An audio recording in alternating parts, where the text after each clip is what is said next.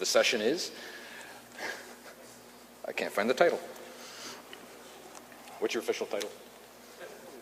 Why control system cybersecurity sucks. Why control system cybersecurity sucks. Stefan Lüders. Thank you very much. Good afternoon, Las Vegas. It's a pleasure for me being here. Thank you for the invitation. In my previous life, I was physicist. Then I moved to control system engineering. I was doing safety systems afterwards. And poking around with the safety systems, I got in the job of security officer. So now I'm heading the security team at CERN. Initially, I thought the title is Why Control System Cybersecurity Sucks. But since we are partnering the 25th year anniversary of the WWW, I renamed it to Why Control System Cybersecurity is Vague but Exciting. So what I will do in the next 50 minutes is a twofold talk. First, I will introduce a little bit of CERN, doing a small session about accelerator physics. I've been asked for that. And then I will delve into our concerns or our problems with operations in terms of control system cybersecurity. So this is far away from rocket science. It is running control systems, the problems we've seen with control systems which we cannot solve with standard IT technologies. Usually what we're doing is we're handling security issues on control systems like we deal with security issues on IT systems. And we'll do a comparison between computer center security and control system cybersecurity and pinpoint down to 3 to 4 points where I'm completely fed up because I cannot treat control systems like I wanted to treat them when they would have been computer centers. So what is CERN? CERN is the European Organization for Particle Physics.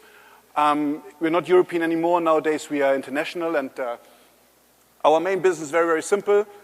This is the area around Geneva. Geneva is on the right-hand side. You see the Geneva airport. We have some tunnels underground. The largest one is 27 kilometers in circumference. And what we do is we take protons. Protons are more or less all over the place. We take 2 protons, we collide the protons, and when we collide the protons, we can look deep back into time, something like 1 billionth of a second after the Big Bang, and resimulate the conditions which were happening at that time. And we take photos of those ones, so we got some digital cameras. In detail, it's looking like this. You start with protons, you put the protons into bunches. The bunches you put into beams, so each of the beam has 1,380 bunches. You put them into some kind of moulinette. If you're coming from the big city, this more is looking like the public transport. Now public transport is the same thing. You start somewhere at the beginning. If you see it here, you can't. At LINAC 2, there's a multi-layer process where you start accelerating the particles with different types of accelerators. So the protons are accelerated here, first gear, second gear, third gear, fourth gear. And once you're in the fourth gear, you have to pass everything to something larger, which is the Large Hadron Collider. This is the 27-kilometer-long accelerator, which is hosting the beams in the center of this bluish tube. So here you can see the 2 beams. The beams are marked here in blue and red, but usually they don't have any color. They are separate. The size of the beam is as big as Spain on the 1 euro coin. Some of you might never have seen a euro coin, that's why I put a picture here. The problem with the beams is very, very simple, and this is why we need to have lots and lots of safety systems, lots and lots of control systems. The energy of the beam is equivalent of 80 kilograms of TNT. This is equivalent to the energy of a Boeing 747 fully loaded when it's starting. But our beam has a size of 4 millimeters, or the size of Spain. If this beam is getting lost within our accelerator, we destroy the accelerator, we destroy the machine, because it's like a laser saber of Star Wars. It's cutting open our accelerator, and then the beam is more or less evaporating into the tunnel. So we need to have lots and lots of safety systems, control systems, which are monitoring that the beam is exactly staying where it's supposed to be, inside the machine, but not outside. For taking the pictures, we have digital cameras. This is one of the digital cameras which is just lowered from surface to the cavern level, which is 100 meters underground. This is another one. You can see one of my colleagues standing on the platform. So just give you an idea of the size. The length of this camera is 43 meters, diameter is 26 meters. And here's another picture. You can see where the 2 beams are supposed to go. Here the beams are led in 1 beam pipe because we have to establish the collisions in the center of the digital camera. So what is the interesting part? It's like Indy 500. It's boring until there are collisions. So collisions are looking like this. This is a simulation of a collision. We can produce something like 40 million collisions a second, which means that the cameras are taking 40 million pictures a second. This is one of the pictures, and this is another picture. It's like a car accident. Just take it as a car accident. You can now take everything here, and you can now lead everything back and figure out what happened at the time of the collision. So what were the conditions when the collision were happening? And this gives you more or less the simulation of what happened at the Big Bang time 13 billion years ago. As I said, we're taking something like 40 million pictures a second. We process them in our local computer center, but which is not big enough to store all the data. So the data is distributed over something like 150 computer centers worldwide. The data rates we're taking per year is something like 20 petabytes or 25 petabytes. The raw data rate in the collision is something like 1 petabyte per second, which we cannot store. So we have to be selective. We're not taking every photo, but we're taking every 1 millionth photo to store this away. So in the end, this is processed, and if you process it properly and you get good physicists, then you get the Nobel Prize, which was awarded to Peter Higgs and his colleague in 2012. So just look at this. Running accelerators, running experiments needs lots and lots of control systems. Here are the list of control systems. I won't go into the details, but we need to have control systems for electricity, for cryogenics, for data taking, and so on. So those are partially control systems being developed at CERN. Mostly they are control systems which we just brought from industry, because in the end, our business model is not different than producing cars. We're producing pictures of collisions of protons, and we sell this to physicists. So here are the control systems we're running. This is it's a control system for energy distribution. We got a control system for gas distribution, control systems for cryogenics, pumping valves, and control systems for safety. We have control systems for access control. So if you want to go in, you need to go through a certain SAS and to get access to the accelerator. This requires an iris scan of your eye just to make sure that you are you. And we get control rooms with all the synaptics, all the panels.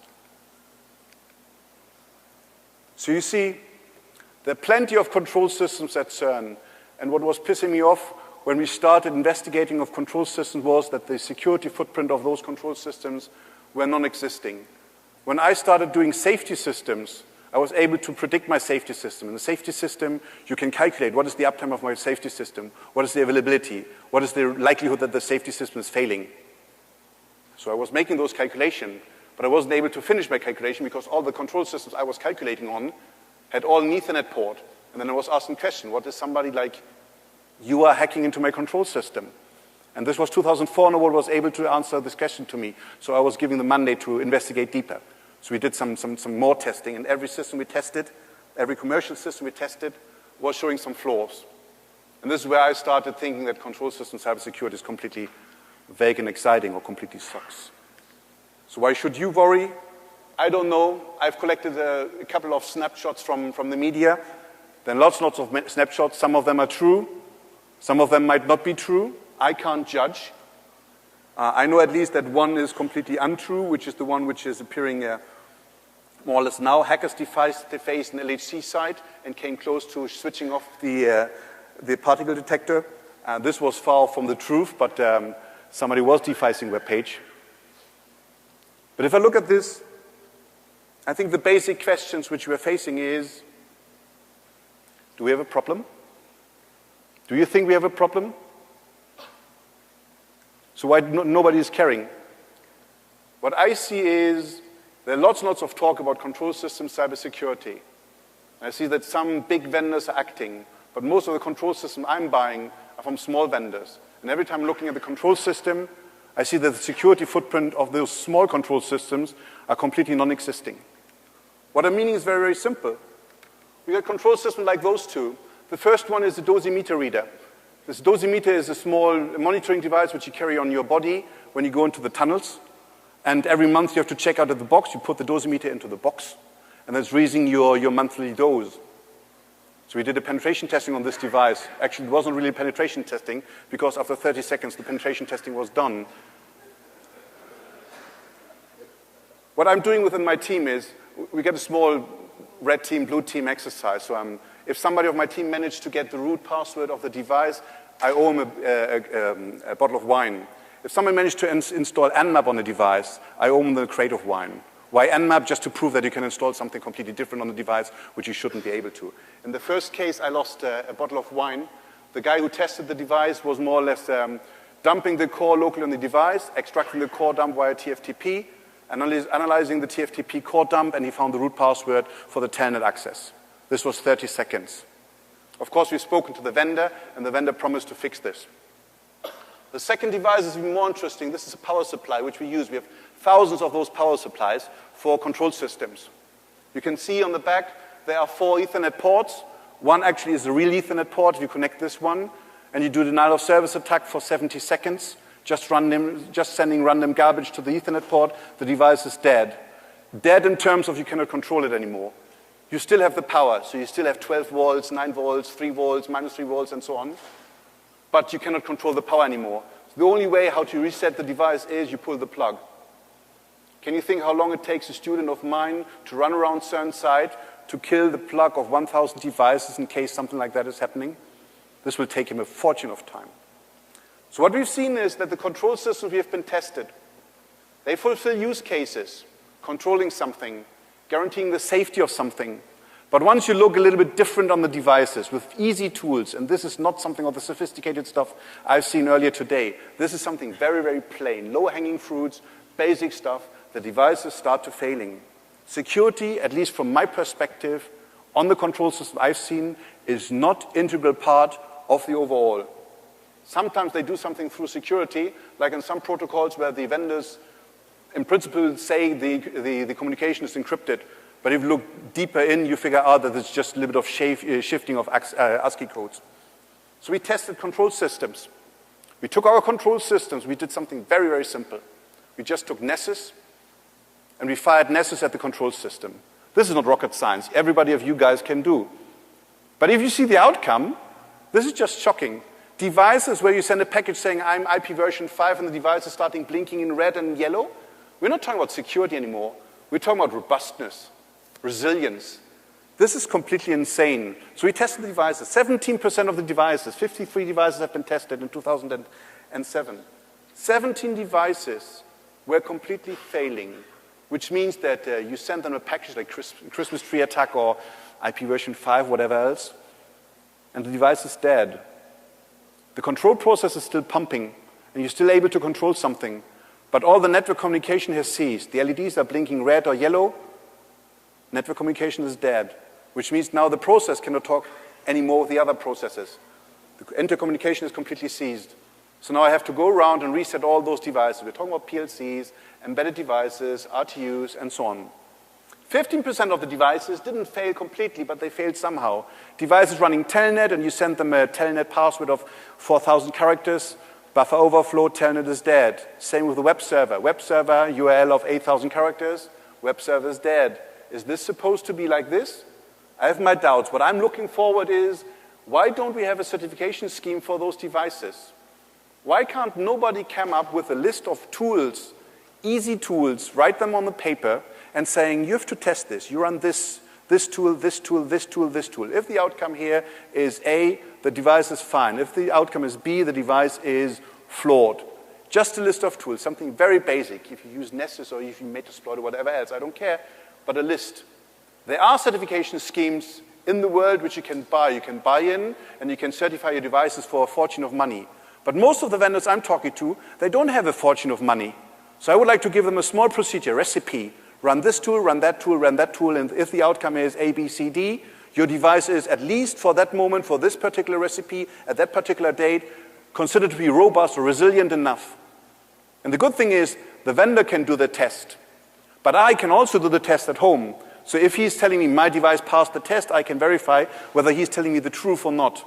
Or I can give the test to a third party, and the third party can make money, like an ISO 9000 certification, running the same tests. But unfortunately, this is not existing. There is no open public security certification yet, and I'm looking forward. There are lots and lots of people thinking en gros, big-scale test stands, which has another use case, which is also good, but I'm still looking at the basics. Defense in depth is starting with the fundamentals, and fundamentals are robust devices. And what I see is the devices I'm looking at are not robust. They're completely shocking. If you just say, hey, I'm IP version 5, the device is going into the knees. And this is not something which should happen. Then we can talk about laws. I think at least in the US you can be happy that there's one law, if I'm not mistaken. In Europe they are still negotiating for the next 20 years on the laws.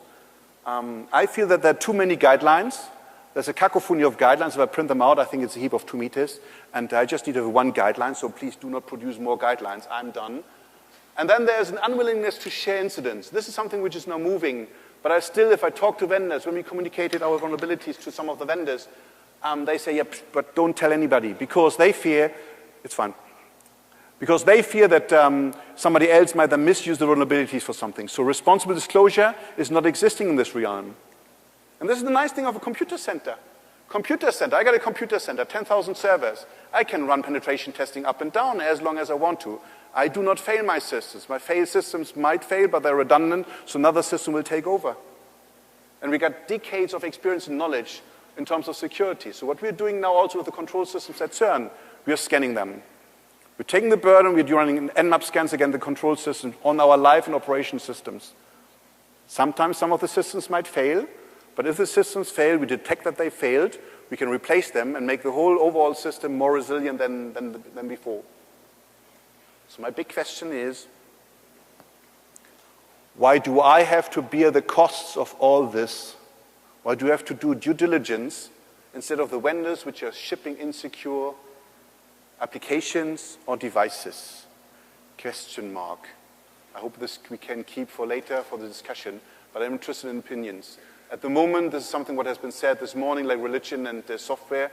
At the moment, all the costs are with me. So I have to do defense in depth, I have to do the vulnerability scanning, and I have to bother when the device is not robust. So I have to say to the vendor, your device is not robust, what is your new product, can I buy that? And I cannot just return and saying, not secure enough, I give it back.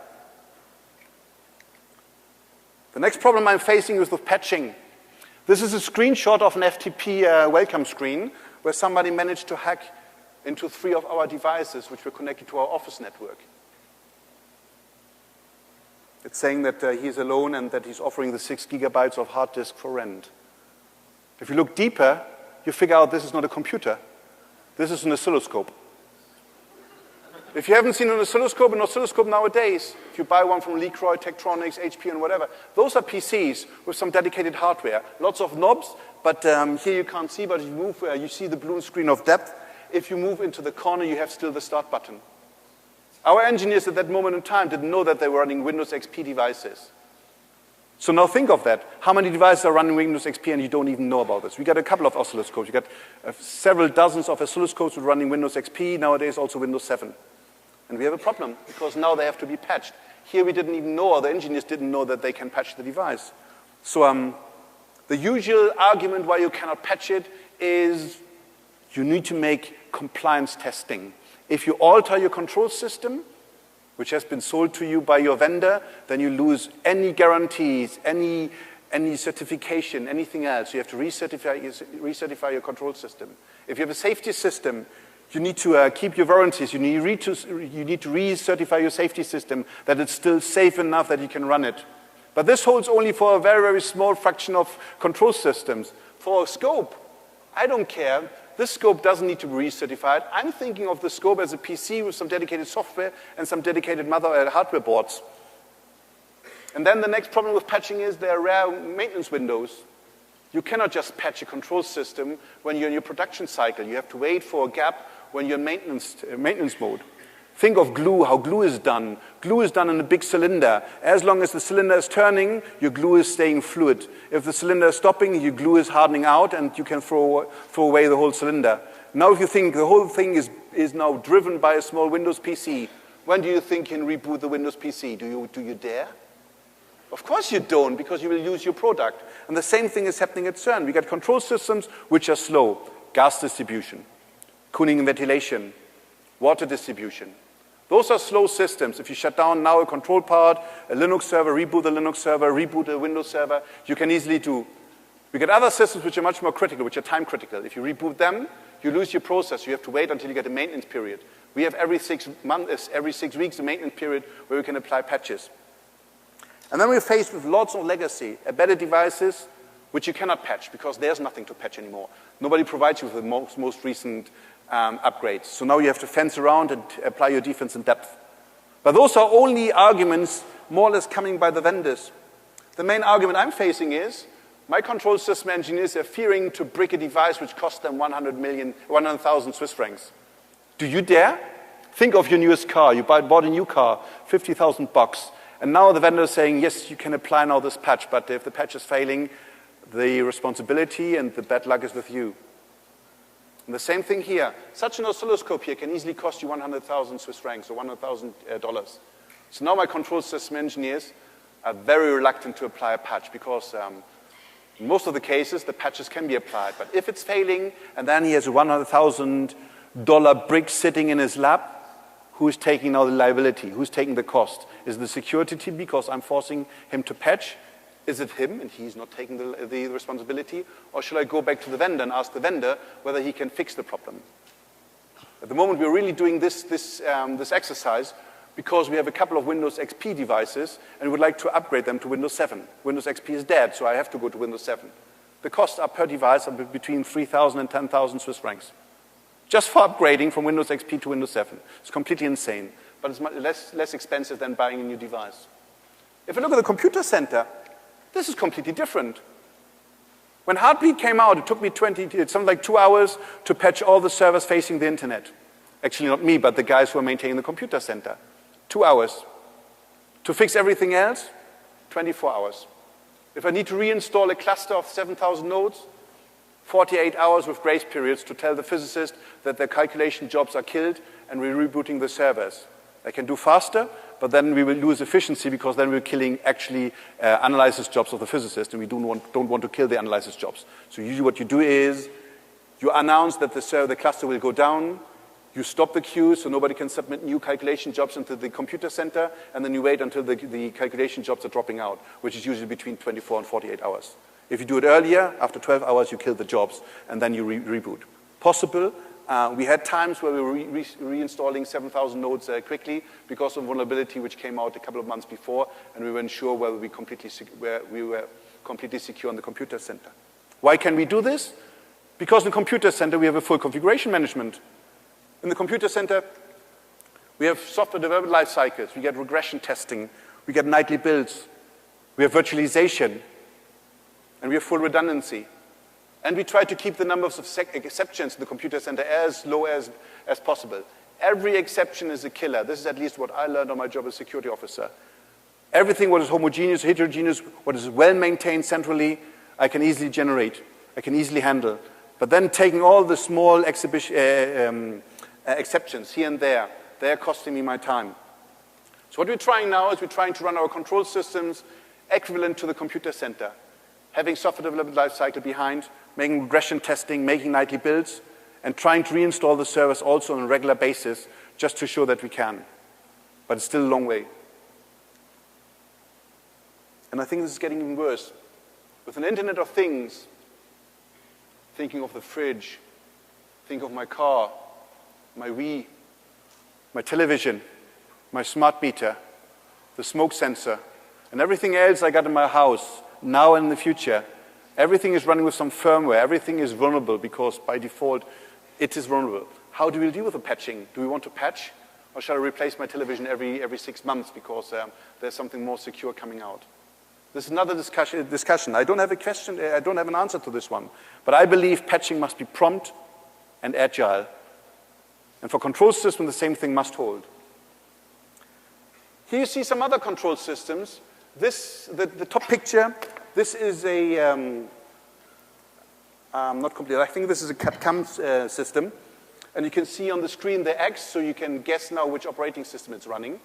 Below, this is a big laser cutter, which is running Windows XP. If you zoom into the screen, you can see the start button of Windows XP. Both devices cost you 1 million Swiss francs or dollars. We get plenty of those devices. And those devices are all bought from external company. So those external companies would like to service their devices. For servicing their devices, they don't want to come in because coming in means they have to travel to CERN, which might take them 24 hours. Then they need to do the repairs, and then need to move off again for 24 hours. So this will cost a fortune. They are asking for remote access. So if somebody now asks me, why do your control systems need to have remote access? This is exactly the argument why. Suppliers need to have access to the devices. And then they don't have even one solution. Every supplier has its own solution. TeamViewer, NetViewer, VPN in, VNC, VNC over SSH, Citrix, whatever else. Then the systems come with default passwords and undocumented backdoors, and they don't have integrated firewalls and ACLs. Access control on those devices is just a pain. The worst thing I've seen I don't even know whether I should laugh or not, is some of the control systems require to have a license at startup. And the option given to us by the software vendor was, you need to contact to our home station somewhere in the US. So I need to establish a line of sight between my control systems, behind some barriers, talking directly to a server somewhere in the US, just for activating my control system. This doesn't feel right at all. And a computer center, yes, our computer center is open because it's serving a worldwide community, but there we get all the nitty-gritty of pieces of access control. Single sign-on, LDAP Active Directory, multi-factor authentication, certificates, cameras, and we're even looking at identity federation in the future. So now if you think of the air gap is a myth. I think even the firewall is a myth nowadays, and it's hard to maintain. I think we should strive to having more robustness, more resilience at each of the levels, in particular on the control system.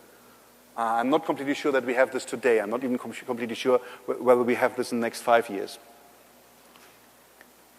The last thing I would like to discuss is education. If I look at the CVs of my students, we're getting a big folder every year of summer students, of technical students working at CERN, something like 400 to 500 students. Those are the kids, those are our kids which our programmers can use in the future. But if I look at the CVs, I'm wondering whether security is taught in the CV. If I look at them, they got a bachelor. Good, you got a bachelor. Bachelor in computer science. So they learned about databases, operating system, programming, setting up a web server. Brilliant. This is what a computer engineer is supposed to do. But then you ask for security, and you figure out, no, security is not part of my bachelor. Security I do when I do the master. This again doesn't feel right. I think security must be more embedded in the overall. Do we need to have more professionalism on that layer? If you look at control system engineering, most of the control system engineers I see and look in their CV, they believe they have ideas about IT technologies, but this is not part of their curriculum. They don't learn computer engineering. They learn control system engineering. So they don't know actually how to set up a network, but they train themselves when they're on the job. They don't know how to do patching, so they just forget about patching. And then they're doing reinvention of standard IT. Instead, they should embrace IT technologies. So our control system nowadays, when they're designed, are using Git, Jira, all the standard IT technologies, just to make it more homogeneous. What we're trying to bring together the controls world and the IT world, just having the same paradigms on both sides. But this is taking lots and lots of time, because if you deal with people, changing minds of people is very, very hard. If you want to convince somebody, I just suggest to you this book, Who Moved My Cheese? It's about the reluctance of humans for change. How quick are you changing? How quickly can you move from one city to another? How quickly can you move your job? The younger, the easier. The older you're getting, the more resistant you are. I got some people, in particular physicists, who are still programming in COBOL, Pascal, or BASIC, because this is what they did when they were young. Nowadays, they're not forced to move to some more modern programming languages, so they don't do. So here again we are. Why is security still separated from maintainability, functionality, usability, and availability? Why do we have a security conference? I've never seen an availability conference or functionality conference. This is something which comes automatically when you write your software. It has some functions, it has to fulfill some functions, it has to be usable, and then you think about maintainability. Nobody's caring about security, because security is just a cost factor. And I think this is utterly wrong. We need to change this. We need to talk to our kids. We need to talk to our youngsters. We need to talk to our education to get the security much, much earlier in. Usually what I say is, it's about swimming. Are you able to swim? Who's able to swim? Why? Because your parents taught you for your safety. Do you think of swimming, or do you think of safety when you're swimming? Of course you don't. We should teach the same thing in terms of security. I still have people who have to tell what a phishing email is. But they should do this automatically, with a change of mind. Someone's asking for your password, phishing, don't ignore and just delete it. But there's something you have to teach people. So to wrap up, I don't need any more standards. If you're working on a standard body on security,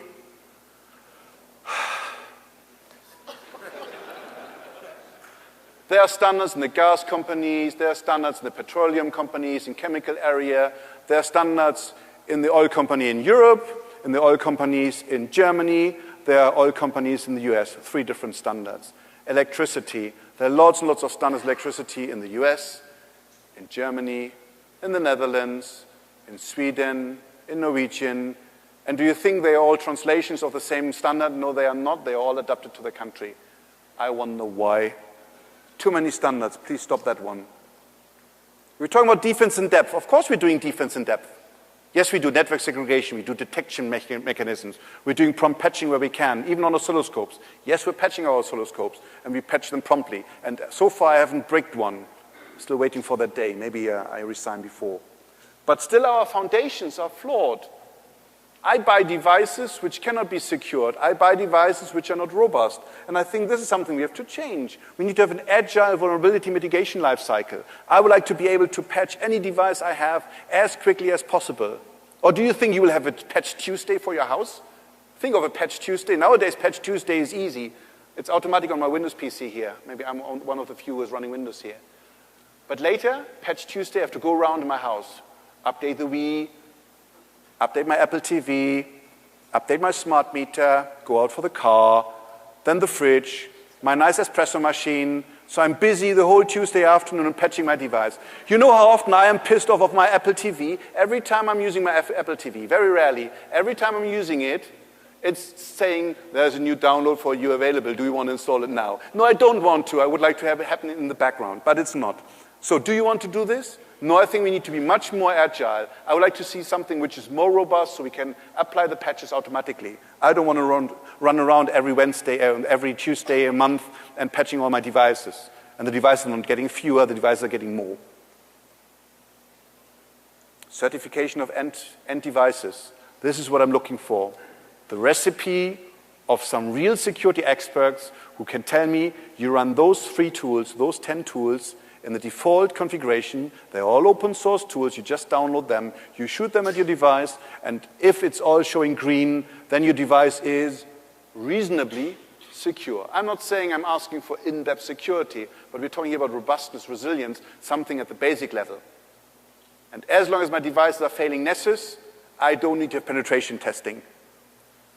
Once Nessus is fine and all the other test suites are fine, then we can look at penetration testing and go deeper. But as long as my devices still fail, I don't need to have more. But someone needs to come up with this list. I can't do this, but maybe some of you guys can do this. Come up with a list of testing and saying, okay, you run those tests here, shoot this against the device, and if everything is fine, you can claim that this device is resilient enough that it can be put out into the field.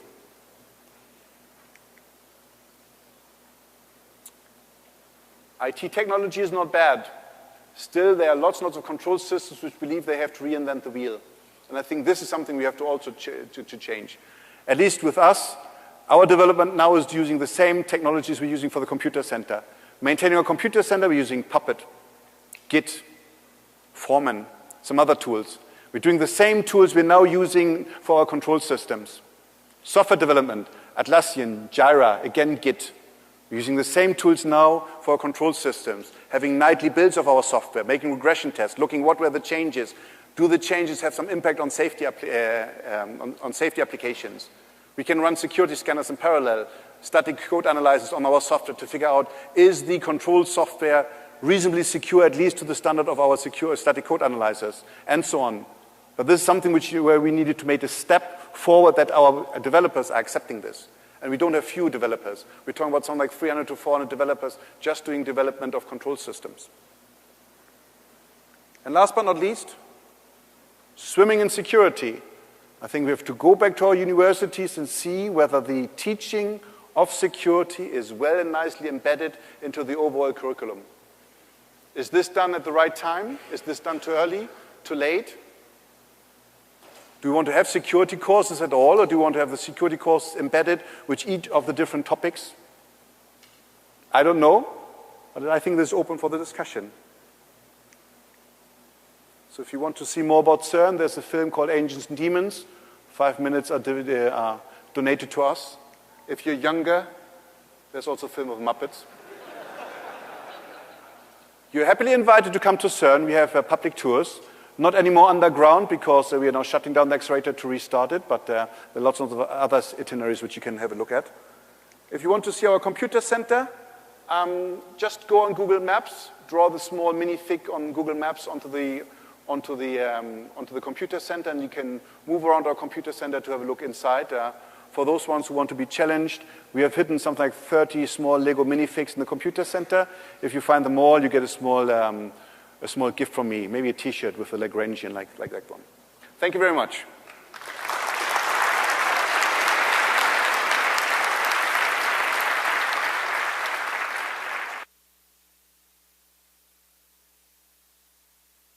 Questions?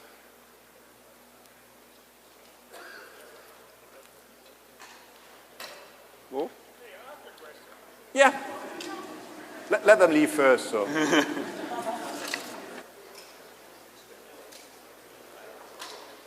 I shouldn't have said thank you very much. Good. No, we're taking public questions. Go ahead. What do you think about, I'm a certain collective review, what do you think about those nuclear reactors and other that there's a lot of legacy devices? What are your thoughts on that? So the question is, what do I think about nuclear reactors and the security or the cybersecurity nuclear reactors? What is your question? Legacy device. So I'm not coming out of the field. What I know, at least from the energy companies which are running nuclear devices, the EIEA in Vienna and so on, I think they're doing a vast effort in securing their devices and having the same safety levels in cybersecurity than they have in normal safety. So I think they're doing good, but I'm not an expert in giving you the right answer to that part. More questions? Oh, yeah. Maybe not a question, but a comment that from vendors, what we hear that they want requirements from the end user. Like you say, like you give me device, and the vendor says, like you the user give me the requirements. What do you want to have in the device? The other complaint is that yes, we already start implementing a lot, but the problem is that they take devices, they do nothing. They switch it off, or they do not apply it in the right way, and you cannot control it. So this is like kind of mutual, you know. I get your point. So the point she's making is that lots of vendors are asking for input, how to secure the devices. And I think we're a little bit more generalizing here. There are vendors which are very, very proactive, and they're doing very good in protecting the devices and trying to talk to the community. There are other vendors who are completely ignorant. So the truth is somewhere in between. Yes, you're completely right. It's like you missed this point from your presentation. I'm sorry.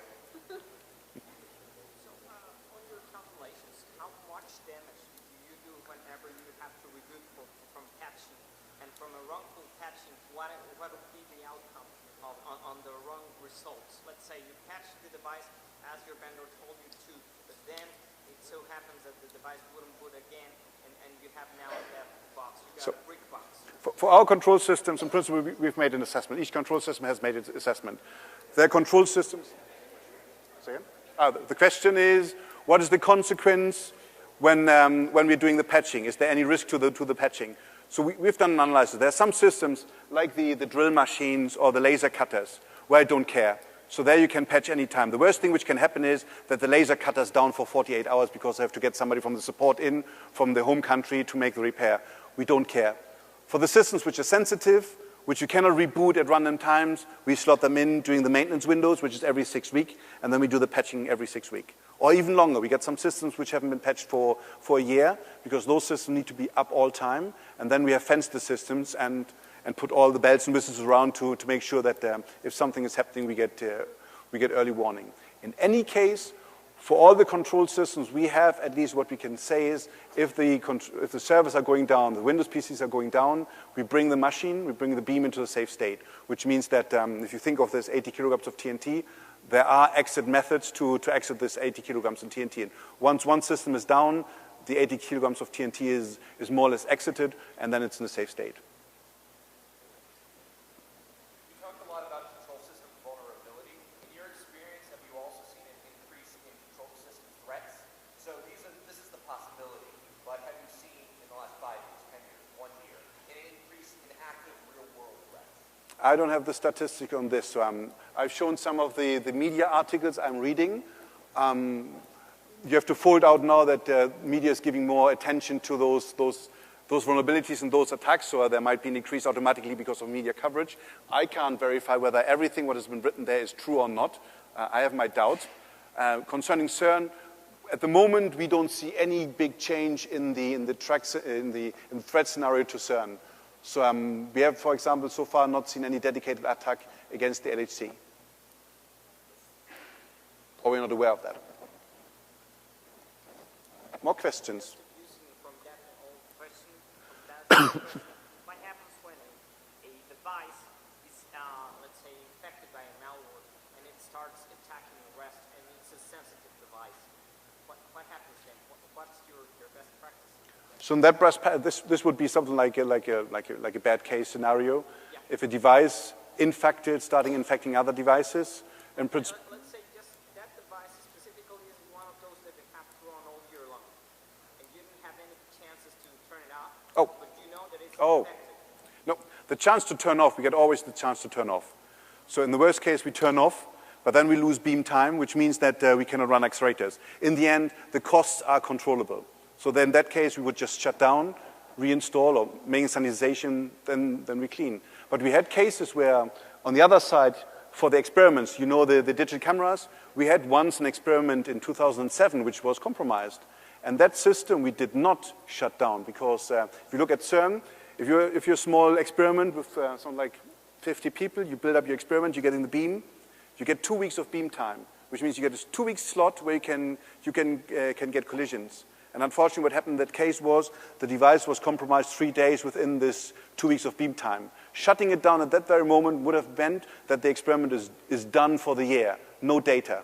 So you can't do this. So what we were doing in that case, we did 3 hours forensic and looking what happened. Then we fenced the server, and we had a completely compromised server running for another 2 weeks at CERN to let them finish the data taking. Afterwards, we shut it down. So it's a triage. You have to see, but everybody is doing this. If your computer center is compromised, I think nobody is shutting down the computer center when it's compromised. First, you try to figure out how it happened, what happened, and whether it's worth it shutting down or maybe we can mitigate it differently. More questions? If the threat profile of the control system environments is somewhat unclear, how do you justify the costs of installing some of these security updates and built-in security plans? So the question is, without a concrete threat scenario, how can you justify costs? I can't. So in principle, but why should I justify costs for security? I'm not justifying costs for functionality or usability or maintainability. I'm not justifying costs for availability. So in that case, security is, again, it's one of the IT things. It's ending with ITY, so it should be treated like the other ones. In principle, we got a risk assessment, so we know where we have to concentrate, because I cannot invest in any corner to do security better. So we know more or less from assessments where we need to invest more and where we can be a little bit of, say a little sluggish and not do anything. I have a question regarding change control and the control systems at CERN. Is there a QA dev environment versus a production environment, or are all strictly? You like poking into my wounds, aren't you? The question is, do we have a QA environment for our control systems? The LHC is a prototype. There's only one LHC in the world, and no, for that one we don't have a second one. So most of the control systems have test corners, test stands, where you do the software development on in the first iterations. But at a certain level, you need to move to the real device, because the interaction between accelerators and the control system, the controls loop, are quite complex, and this is where you can only do it with having the real machine live, sometimes even with having beam in the machine. But this is then where restricted development can be done. So we get a balance on this one. It's not the most optimal balance. We're trying to move this more to the test stands and far away from the accelerator. But at the moment, yes, we get a QA to a certain extent, and then we need to go live. It's a little bit different than in normal production plants, where they have a full-blown test stand for everything, and then they can roll out into the plant. We can't. Just a further question. If you're able to do that at a subsystem level, it sounds like, is that 50% of the total system? Depends on the system. Some systems are very, very independent of beam. and independent of the machine, there you can do all the testing. For example, if you look at industrial controls, cryogenics, cooling, ventilation, electricity, those devices are standard industrial installations which you find everywhere else. They are developed completely offline on test stands, and then they're rolled out into the field. If you come closer to operations of accelerator, the more you come to dedicated hardware, dedicated software, and this is where your shift is then going more towards the accelerator. But there's still some area where we can work on, and we do work on. More questions? Yeah?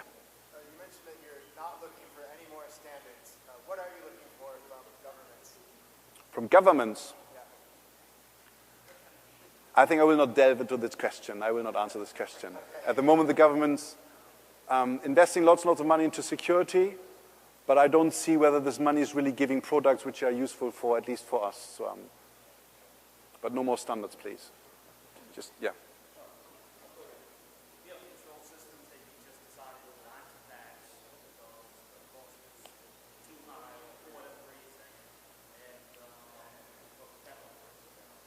So do we have control systems where we decided due to cost reason not to patch them? In principle, not patching because of cost or not patching of not be able to are two things. So, if you can patch, there's a paradigm which means you must patch. At a certain moment you need to patch. Usually we're following standard evolution, so moving from XP to 7, moving from Red Hat 6 to Red Hat 7 or Red Hat 5 to 6. This is the breakpoints where we have to upgrade in any case. So we have a very few systems which are not patched, but all those systems are like the CAD/CAM systems, which are in principle, I don't care. Yeah, if this CAD/CAM system I've shown there, or the laser cutter, if they're getting infected, so what? They're getting infected. They are not sitting on our controls network. They're actually sitting even on our office networks. So they're sitting somewhere where they don't harm. And on the office network, if they're getting infected, you just reinstall and you start from scratch. The critical ones for operations we try to patch as soon as we can. But timely is always then, it's a definition.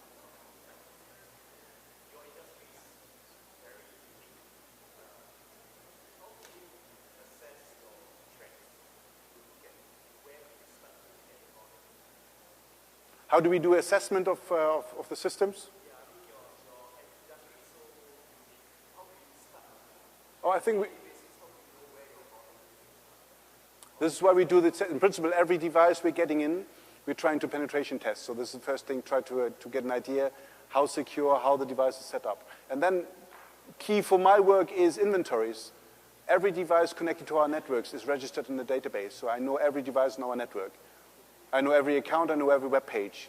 And we're now working on dependencies. So if your control system engineers are supposed to understand the dependency of a control system on other control systems, but also on the underlying technologies. So if you control system, you need to have NTP, you need to have a SHCP, maybe you need to have a file server somewhere, local database, LDAP, Active Directory, maybe you're based on Kerberos, maybe you need to have a single sign and so on. So this is all things which we are now building up in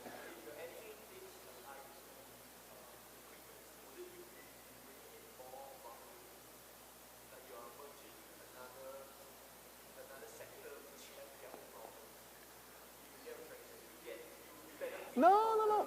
I think I benefit just on the other side. Think of, in the past, there was a network team doing control system networks, and there was a network team doing IT networks.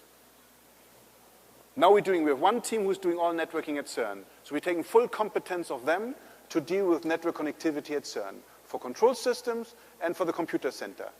In the past, there were always a discussion about availability and reaction time, bandwidth, and throughput, and so on. But now it's the same. The same for databases. We don't have any databases anymore for the control sector. The databases at CERN provided by the IT department with database administrators who know what they're doing. So they're doing the patching of the databases in sync with the control system experts. So not necessarily very quickly, but quickly enough that it fulfills my needs, and we can operate accelerators.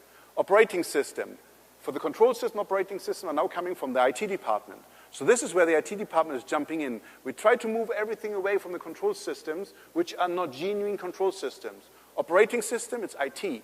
Web service, IT. Mailing, IT. Networking, IT. Wireless communication, IT. And so on. This is all now moved to it, trying to move it more and more into the IT department.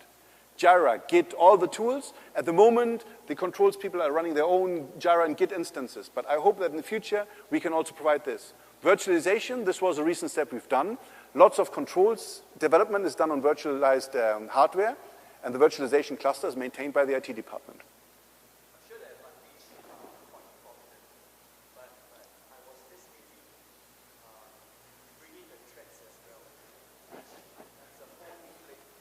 But this happened 10 years ago. When the control, if you look at the control system itself, the time when the vendors moved to the Windows platform and using TCP/IP instead of Modbus or Profibus or whatever else, this was the time where the threats and vulnerabilities creeped in. So I think you will never make the step back. You will never fix this again and move back to Profibus. I think the IT technologies have also the benefits. So I think we just have to get the security now properly integrated. And this is the big step.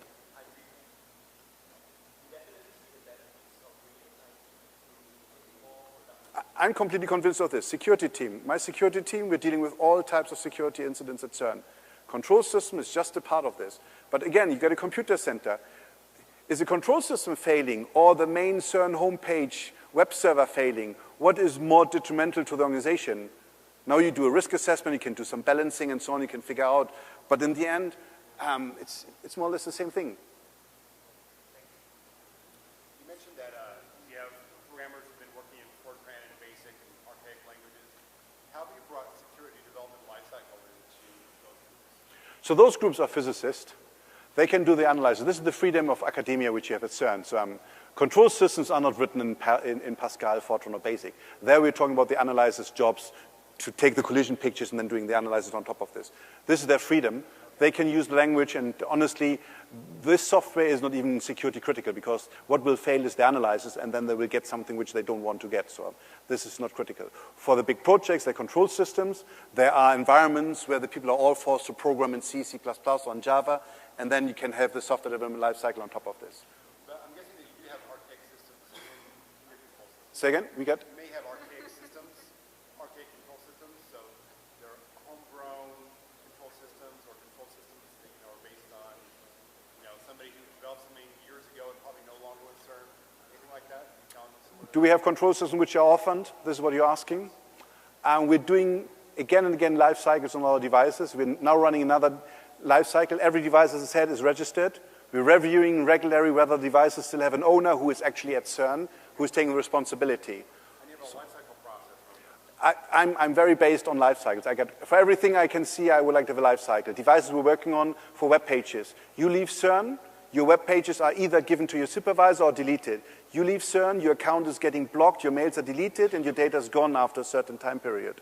You leave CERN, your devices need to be propagated to your supervisor, and so on. Firewall openings, I get a life cycle for firewall openings. You ask for a firewall opening, we do some initial testing, you get your opening, and every month we're looking whether there's traffic to your device and whether you still have an HTTP server, whatever you asked for, whether there's a service listening on the port. If not, we close this. I think inventories and life cycles are the most important things for me running security operations. And we, But sometimes those things are mission critical, right? So then you have to, there's no option to turn it off. You have to transfer it to somebody else, and they have to. you have to find somebody taking responsibility. So this is a concept which I didn't introduce here, but I am not the person responsible for security at CERN. We have delegated security to everybody who is running systems. So if you are a control system expert, you are, in first instance, responsible for the security of your control system. And we are here, as a security team, as your facilitator and your enabler, to get the security right, with the IT department, who's giving you all the tools. So if you're running a database, give the database to the IT department. You don't need to take care about Oracle and patching or whatever else. For orphan systems, we try to identify them as quickly as possible and then assign them to somebody who can take responsibility, or we kill the systems. Yeah. 5 more minutes. So, assuming that the level of effort that goes into doing the minimal security testing that you talked about, assuming that that's non-trivial, if you took that cost and put it on product A and set it next to product B that doesn't have that cost, how successful do you think you would be in convincing management that you need to spend the extra money on product A? So how do you motivate management to invest into security? I think the best incentive for management in security is, from time to time, a small security incident. This is what's the most brilliant thing. Yeah, something like Heartbleed. Brilliant. I loved Heartbleed. I'm sorry, I shouldn't say this, and you guys shouldn't write that. But why did I love Heartbleed? A, it was quickly publicized. It has sufficient impact in the media so that my management learned about this, and many other people at CERN learned about this. It was very easy to patch and fix, apart from some devices where we're still waiting for the patches from the big vendors, but most of the things we fixed quickly. And I used this to change all the passwords at CERN, because I wasn't 100% sure that we didn't leak anything. I'm pretty sure that by 99% we didn't leak anything, but still, changing all passwords is also then in fostering the awareness of management. So this is what's working fine. Comparison between tool A and tool B, the priorities is operations at CERN. So first priority is safe operation, not harming anybody, not harming the environment, and not destroying the X-rater. The second thing is operation itself, and then comes security. Still one more question? Are you doing outreach with some of these smaller vendors to cajole them or convince them that they need to build security in? Every time we find something, we talk to the vendors. We try to explain them why we think it's suboptimal how they've implemented this. Are there any formal mechanisms? Do you have an industry group or do you work Nope. with other labs? We had some information exchange between governments, which is called the SCADA, European SCADA Control System Information Exchange, where no vendors, but big utilities and governments were present. But we have never vendors on that body. So we're talking directly with vendors. What is the response rate? When you talk to one of those vendors and you found something with the products, what's the response rate that they're actually going to fix it? Big vendors, very good ones. So big vendors nowadays, they have certs. So we talk to the certs, we get lines directly to the certs, and they say, oh, that's not good, we'll fix it, and we'll notify you. So we can improve, I think they can improve on that, to have a better disclosure cycle. Smaller vendors, the problem is they don't even understand what you say, because they bought the TCP IP stack from somebody, and then they're just using this TCP IP stack. And if you tell them that there's a buffer overflow, they just say, yeah, but it's a library from outside, so we can't do anything. So there it's a little more difficult. And again, then it depends on how critical is the application. If you look at the dosimeter reader, if you can have the password or not, this is not leaking any sensitive information. This is not data leakage, so it's not critical. So there we informed them, we said fix it, and I think 2 years later they came up with something which was more robust. You have to leave? Yeah, if you want to continue discussion, we can go outside.